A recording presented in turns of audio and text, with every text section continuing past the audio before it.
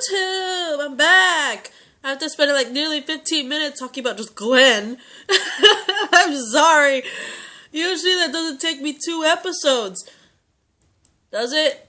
Well, to be fair, there was one Walking Dead episode that took me like 3, possibly 4 episodes. Only because it only took me at least 4 episodes, mainly because my 3rd episode literally got cut off because my dad came. But if it weren't for the fact that my dad cut me off on one of the episodes, I would have at least 3 freaking episodes just for 3 freaking videos for just 1 episode. But anyway, I'm going to Alexandria. Rick pretty much asked Morgan to meet him up, and it looks like Morgan, it's kind of like in The Walking Dead, it looks like Morgan straight up got talked to, like, was asked to the principal's office and he's surrounded by teachers or something, because I think it's hilarious. He's there, and Morgan's there, and Rick is right in front of him, and Michonne's there, and so is Carol, and, they're, like, interrogating him and all that shit about, because apparently Carol told what happened with Morgan, what happened in Alexandria, and, like, Rick's all asking, you know, I was in the RV, broke down, and a couple of people attacked me with W's on their foreheads. And I was wondering, did you let the wolves that you were fighting, did you let them go? And he pretty much says, yeah. He admits to it, and he's straight up defending his position on it. It takes balls for Morgan to say that. I mean, come on, look at how Rick is now. Anyone who stands up to Rick ends up dead. So, I was very surprised when Morgan stands his ground against Rick. And you're like, you know what? Didn't kill him off the bat. But I understand that, you know, when Rick first woke up in this apocalypse from his coma, Morgan was literally not Morgan, Dwayne was the first one he technically met, because Dwayne was the one that pretty much whacked Rick on the head, you know what I mean? But anyway, Morgan and Dwayne were the first 2 people he really met during this whole apocalypse thing. He was in a coma, he woke up, boom, Morgan and Dwayne. The first live people he actually interacted with. So I understand that even though Morgan's defending his ground, he's kind of hesitant to kill Morgan, because it's like, 1, Morgan's a very good fighter. You've seen him fight. And 2, like I said, he was one of the first 2 people living people he's ever met in the apocalypse. And 3, I guess he just wants to hear him out, hear what he has to say about himself, about all that, you know what I mean? And, judging by his reaction, judging by Rick, Michonne, and Carol's reactions, I'm not surprised that somehow Carol convinces Rick to banish Morgan. But it would be kind of funny if that happened. It would be kind of ironic because, you know, if Carol convinced Rick to banish Morgan, it'd be kind of funny considering how in the previous seasons, Rick banished Carol. And then what would happen if Carol, who was banished by Rick at one point in time, helps Rick decide to banish Morgan? It would be kind of like full circle kind of thing. It would be kind of funny, I'm not gonna lie. But anyway, I understand what they're going through because, you know, Morgan did let these wolves go. These people came in and attacked and killed so many of their own. Well, not really their own. They killed a bunch of Alexandrians. But Morgan let some of them go. And because he let some of them go, some of them reached Rick and attacked him. So, like, his things have kind of, like, repercussions, you know what I mean? But, like, Morgan did have a solid point. Morgan did mention while he was like, kind of like in council with Rick, Carol, and Michonne, he mentions to them, like, you know, Rick, when you saw me again, when I was not in my right mind, I tried to kill you so many times. Despite the fact that, you know, you were the first and only living person besides my own son that I really talked to, I was so insane, I was just willing to kill you. And I would've, you know? And he's like, you didn't kill me back then, you know what I mean? And I understand Rick's point, because Morgan was pretty much saying, There are so many times that last time you saw me, I could have killed you. And you could have killed me back in retaliation. But you didn't. And you know what happened because you didn't kill me? I survived. I got better. I ended up in the same area as Daryl, who's like a brother to you, and Aaron, and saved both of their lives. So he's pretty much telling Morgan, the fact that you saved me when I was insane, the fact that you didn't kill me when I was freaking insane, had a good repercussion. Because I was crazy, I tried to kill you, but you spared my life. I end up getting better and saving your brother's life and another innocent life that was with him.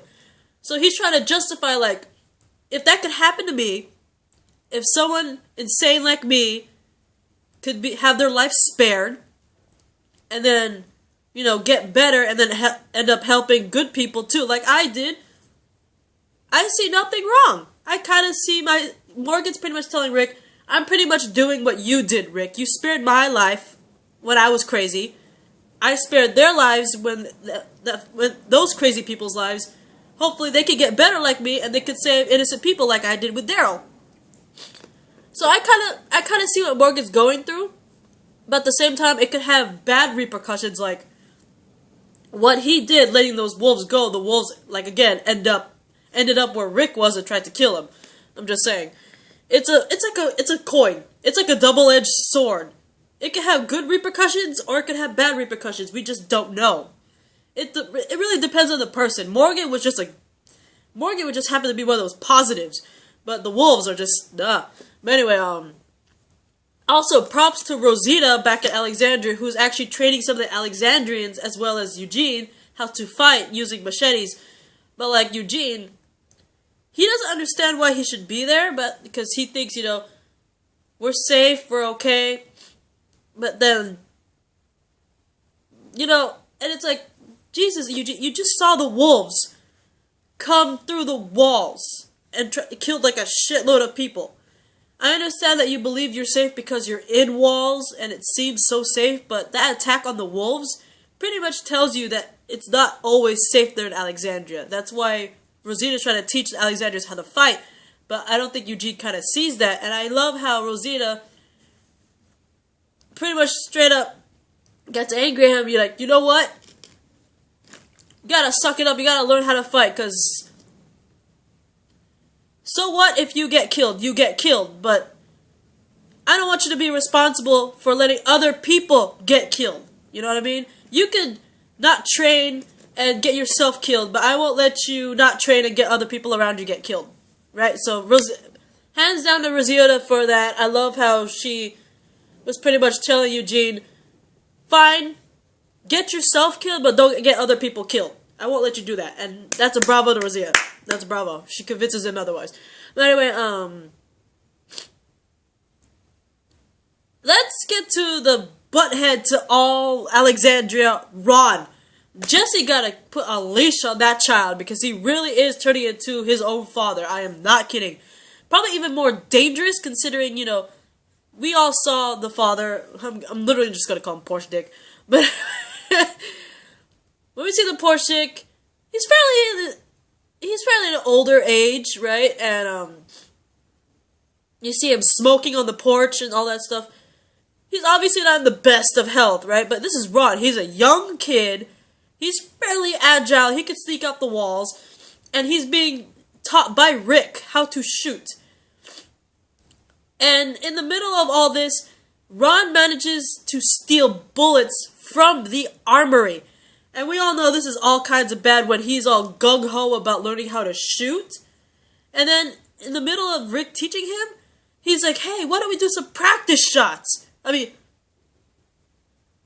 do you not see psychopath in that kid's future? I swear, he's either going to turn into Porsche Dick father, or maybe his own little mini governor, because I guess he's still pissed off about the fact that his supposed girlfriend, Enid, not gonna lie though, I didn't know that Enid was Ron's girlfriend. I thought they're just friends, but okay. But unless I missed that part, I must have missed that part. But anyway, I guess Ron's still pissed off about the fact that, you know, his dad was pretty much gunned down by Rick. Even though the reason why Porch Dick was killed by Rick is because Deanna told Rick to do that. So he should be kind of mad at Deanna because Deanna's the one that pretty much told Rick shoot him. But at the same time, it's kind of his dad's fault. His dad comes out with Michonne's katana. I believe he was drunk. Was he drunk? But he comes out with Michonne's katana all like, "Rah!" and all that stuff. And he straight up kills Deanna's husband. So, I don't blame Deanna for telling Rick, shoot his ass. Killed my husband for no reason, right? So, Porch Dick's death, not their fault. Porch Dick had it coming. But I guess Ron is still pissed off at that Rick is the one that pulled the trigger on his dad. And I guess he's still pissed off because apparently, I don't know if I missed it or not, but apparently Enid was his girlfriend. And Enid and Carl were getting freakishly close. So I guess he has a vendetta against both Rick and Carl. I don't know. The Grimes are not doing well in Ron's eyes. So he steals bullets. After being taught by Rick how to shoot, he steals bullets from the armory. This kid. Anyway, can we get to the fact that Spencer, I see that he's trying to be good. I see why he's trying to help. And I applaud Spencer for attempting to, help out with the situation with the walkers. But he did it a very poor way. I mean, using a grappling hook and trying to suspend yourself with the grappling hook over the walkers to get to the other side so he could get to a car and lure the walkers away. It seems like a good plan, but then when you look at the grappling hook does not look like it was stable enough to really lift one dude, across, because it just didn't look stable. Spencer, he had a good plan in mind, he had good intentions, but it was executed wrongly, and he needed better equipment to do that shit. And plus, he needed help. He didn't have to do it by himself. You know what I mean? If he told somebody, he could have handled that better. He could have had better equipment. You know what I mean? Because the grappling hook pretty much snapped, and he could have gotten killed. Centera, she even tried to risk her own life by climbing down a little bit from her little perch behind the walls to try to shoot all the walkers that were surrounding poor innocent Spencer. And you got like Morgan and Rick and that one Alexandrian pulling poor Spencer back over. He's alive, thankfully, not bit or anything, but still, it's just, like I said, he could have at least asked for help a little bit, and maybe he had good intentions. Spencer had good intentions, and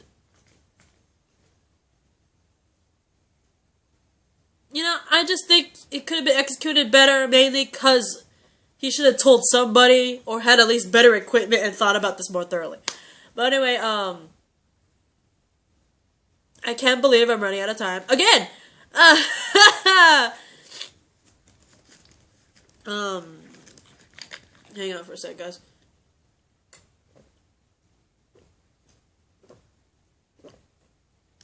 I'll get this fast as soon as possible. We see Carol being like sleuthy and all that stuff because she actually discovers Morgan asking, I forgot the name of the nurse, that doctor lady, I forgot her name already, but he pretty much asks her help apparently to probably treat the wolf's wound that he has. And pretty much Carol discovers Morgan is holding a prisoner and confronts him about it. And it pretty much leaves off from there. They don't say anything afterwards, but anyway, fuck, I'm running out of time. I will see you in the next video. This is so bad. I only have a little bit left, but I will see you in the next video. I'll probably get more into the whole Carol thing, discovering Morgan, and I can't believe this is going to be a third video for this one episode. I'll see you guys later. I'm so sorry. This is just so much information, and probably because I talked too much about Glenn in the first episode, the first video. But anyway, I'll see you guys in the next video. Mwah, bye.